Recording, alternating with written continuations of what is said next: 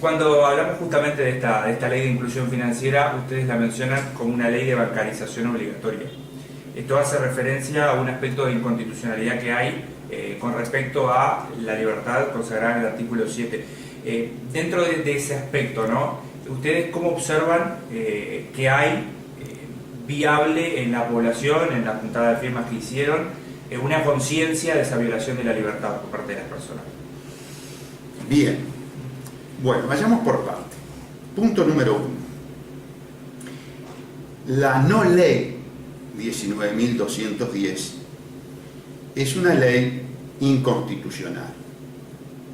Es más, sería bueno investigarla en profundidad, porque aparentemente existió un contrato, un pacto, o por lo menos acuerdos verbales entre el sector oligopólico banquero y el gobierno. ¿Por qué digo que no es una ley, aunque tenga la apariencia formal? Porque las leyes tienen que tener como elemento esencial, sustancial, ontológico, estructural, defender un interés general. Y aquí es muy claro que no se defiende un interés general. Aquí se defiende un interés elitista, particular, oligárquico, que es el interés de los banqueros. No es una ley. Es un acto arbitrario de favorecimiento a la élite banquera. Punto número 1. Por eso es el término bancarización obligatoria. Bancarización obligatoria porque de bancarización, digamos, te obliga a que todos tus ingresos y que toda tu vida comercial y financiera sea forzadamente intermediada por los bancos o las organizaciones financieras. Y esto es muy grave por dos cosas. Primero, porque hay una clara vulneración del derecho de libertad establecido en el artículo 7 de la Constitución. Por ahí se argumenta, bueno, en la medida que hay un Estado, que hay un contrato social, siguiendo la teoría de Rousseau, los particulares, los pueblos, tienen que abdicar de determinados derechos, tienen que sacrificar determinados derechos para vivir en sociedad. Eso es así, pero ese sacrificio siempre se hace en función de un interés general. Cuando vos no tenés el interés general, cuando vos tenés el interés particular de una élite, no podés argumentar en el sentido de la resignación de los derechos para viabilizar la vida en sociedad. Y esto sucede con la ley 19.210. No se sacrifican derechos, es decir, la obligatoriedad del Estado que nos impone la bancarización no es con interés general, es por el interés particular de la élite banquera. ¿Y qué tan consciente está la población de eso? Bien, existe por parte de los gobiernos del Frente Amplio, paradójicamente, un proceso de trivialización y alienación de los distintos estamentos sociales, pero fundamentalmente los juveniles, para alienarlos y sacarlos del foco de los temas estructurales que afectan su existencia. Es más, esos mecanismos de alienación, esos mecanismos de dependencia con respecto a todo lo que emerge de los centros de poder oligárquico, está establecido inclusive formalmente a nivel educativo. El plan Ceibal, en realidad se llama One Laptop per Children, es un plan que emerge de tres institutos fundamentales: el Tavistock de Inglaterra, el Massachusetts Instituto Tecnológico de Estados Unidos y la Central de Inteligencia Americana de los Estados Unidos. Esto está confesado, cuidado, ustedes pueden buscar material en los distintos medios de comunicación y ustedes van a observar que efectivamente el plan Ceibal emerge de allí. Y tiene una connotación muy importante, porque hay una confesión en los gestores, en los promotores, en los ideólogos del plan Ceibal, vale decir el One Laptop per Children, que es Nicolás Negroponte. En su libro Ser Digital, página 78, él dice que los estados-nación con sus sistemas democráticos van a desaparecer como una bolita de naftalina, no sin antes convertirse en un revoltijo asqueroso, y será sustituido por un gobierno mundial. Y aquí encontramos la conexión entre lo que vengo hablando del OLPC y el sistema de bancarización obligatoria. ¿Y cuál es el sistema de la conexión? La tecnotrónica. ¿Por qué es la tecnotrónica? Porque la bancarización te obliga a ir a la tarjeta, te obliga a ir al chip. Y después de la tarjeta será, como es actualmente en China, la pantalla del celular. Los chinos se manejan actualmente con la pantalla del celular y quienes viajamos sabemos que hoy por hoy... El fútbol uruguayo se maneja. Ahí está. Y cuando vos vas a entrar a la parte de seguridad de los aeropuertos, tenés el boarding pass, si lo hiciste por internet.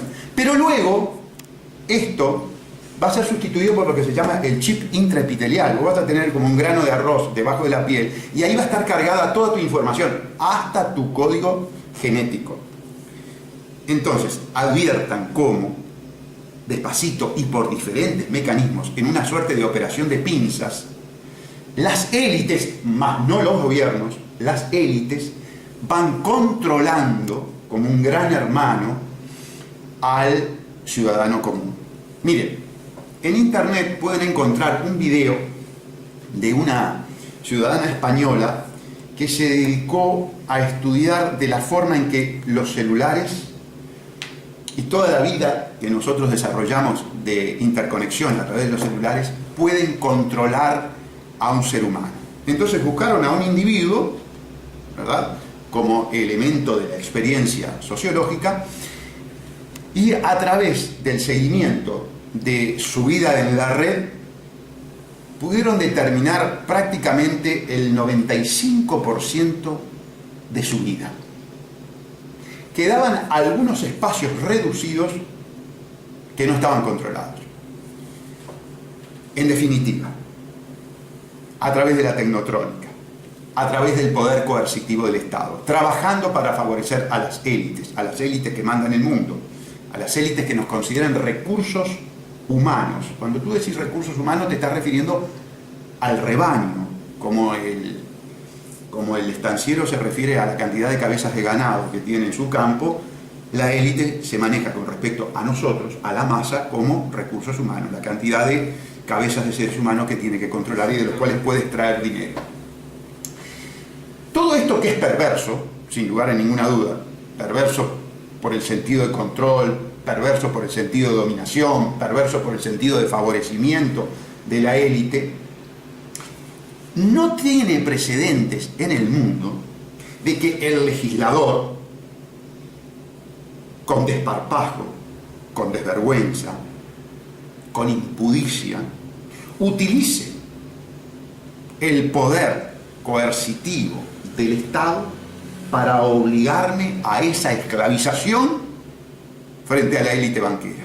Lo hace nada más y nada menos que el Frente Amplio, un partido que quiere demostrarse como de izquierda, ¿verdad?, cuyos orígenes son, en sus principios fundacionales, antioligárquico, anticapitalista, con componentes inclusive de carácter humano, de individuos que participaron de movimientos que mataron, robaron, secuestraron, en nombre de la revolución, en nombre de la liberación nacional, en nombre de la anti-oligarquía, del antiimperialismo. Hoy se convierte en los peores cipayos imperiales que registre la historia. ¿Y a qué se debe ese desprendimiento, digamos, ideológico? Bien, allí nos vamos de la entrevista. Allí nos vamos de la entrevista porque nos tenemos que hacer una introspección histórica. Nos tenemos que ir a la disolución del socialismo real, al fracaso del socialismo real, y que esta gente quedó sin amparo, y sobre todo sin amparo financiero. Exactamente, a eso iba justamente. Hay como una vinculación entonces de lo que tiene que ver con el mercado, con aspectos vinculados a la educación, como bien mencionabas, en la generación de nuevos individuos, y eso todo vinculado a un nuevo capitalismo, digamos. Sí, por supuesto, un nuevo capitalismo salvaje, desenfrenado, cavernario, que es el capitalismo financiero. Capitalismo financiero que tiene como estructura fundamental a las corporaciones. Y todo este material que ustedes ven aquí arriba es justamente la transformación que a nivel jurídico internacional y nacional operó el gran capital corporativo para que se desmantelara el derecho público y se instalara un derecho privado.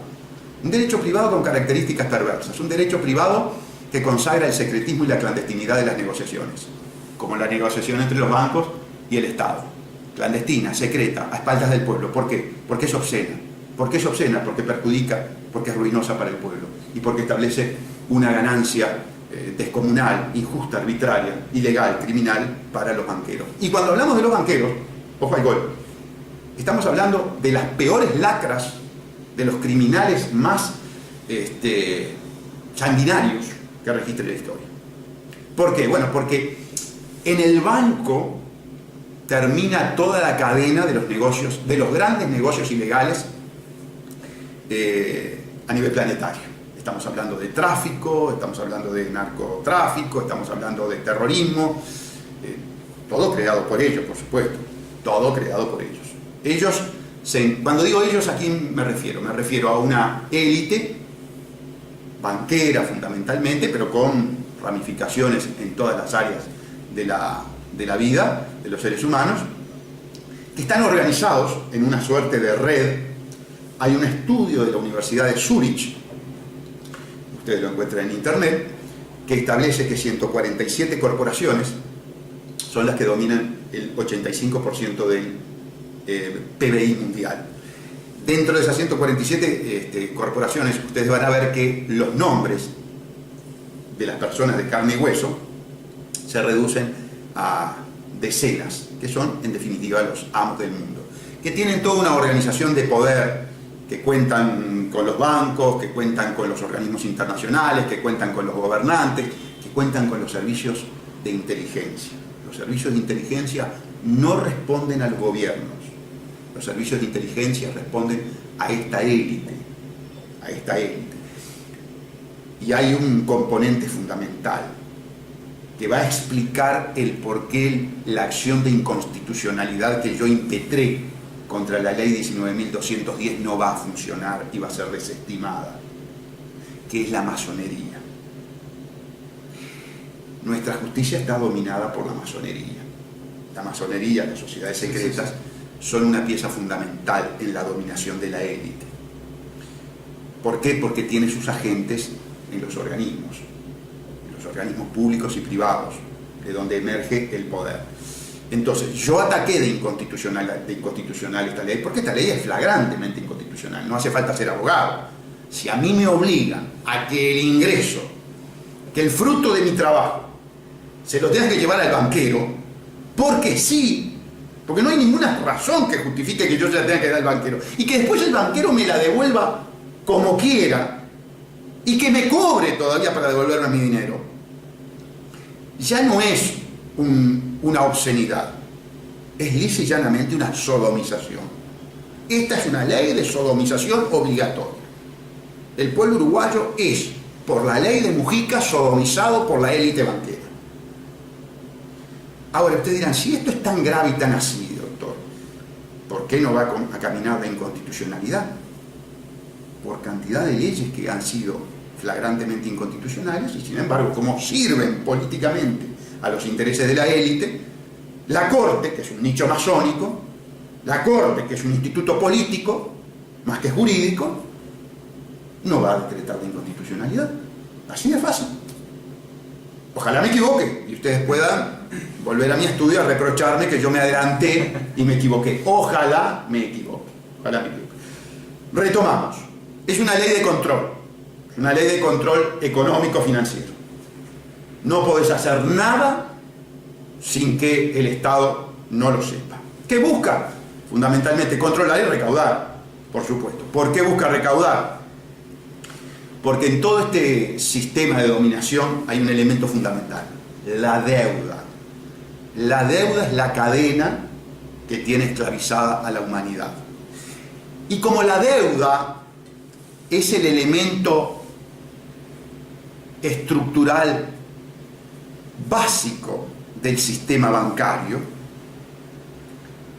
hay que promoverla, porque promoviendo la deuda promuevo el grosor de la cadena, promuevo el sometimiento. ¿Por qué la deuda es el elemento clave del sistema financiero? porque ustedes deben estudiar lo que se llama la reserva fraccionaria, que es la que le permite al banco crear dinero de la nada. El banquero, cual si fuera un alquimista, genera dinero de la nada. ¿Por qué? Porque el sistema de la reserva fraccionaria establece lo siguiente. Cuando el banco recibe 100 pesos, tiene la obligación solamente de guardar en reserva una fracción, que oscila entre el 8 y el 10%, según la política monetaria del momento. O sea que recibe 100, guarda 10 y puede prestar esos 90. Cuando presta esos 90, mucha gente recibe el préstamo para distintas inversiones, pero otros la vuelve a derivar al banco de diferentes maneras y por diferentes negocios. Nuevamente el banco recibe dinero de aquellos original 100 pesos y vuelve a prestar el 90% de lo que recibió. Y así ustedes ven cómo esos 100 pesos originales se multiplican exponencialmente. Y todo en base a los 10 que quedaron en reserva. Vale decir que si los ahorristas fueran a pedir el dinero, el banco quiebra. Eso demuestra que el banco trabaja con insolvencia total, con el dinero ajeno. Es un fraude establecido legalmente. Bien, ahora, si el sistema bancario es fraudulento ontológicamente, ¿cuán perverso es el legislador que nos obliga a que nuestro dinero, el fruto de nuestro trabajo, vaya a ser depositado en manos de estos estafadores, usureros?